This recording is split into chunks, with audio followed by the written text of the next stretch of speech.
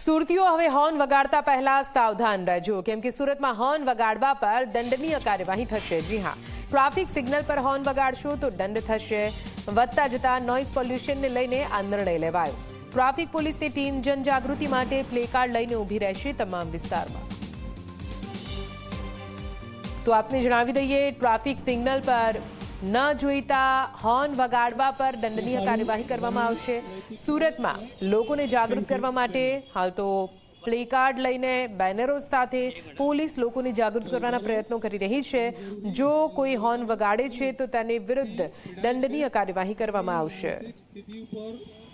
Signal ઉપર ઊભા હોઈએ ત્યારે બિનજરૂરી આવી બધી દૂર કરવા માટે અમે હાલ એક અઠવાડિયા સુધી આનું કેમ્પેન ચલાવીએ છીએ કે બિનજરૂરી હોર્નનો ઉપયોગ ન કરો અને એને ન વગાડો, જેથી કરી આજુબાજુના લોકોને પણ એનાથી નોઇઝ પોલ્યુશન ન થાય, રાહત રહે અને આપણું શ્વાસ જળવાઈ રહે।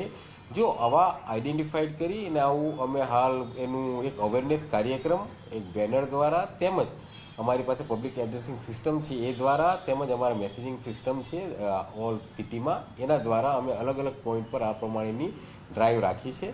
અને જો નહીં માને તો છેલ્લે આના ઉપર અમે દંડાત્મક કાર્યવાહી એના પર મેમો, ઈ ચલણ અને એના માધ્યમથી કાર્યવાહી કરવામાં આવશે।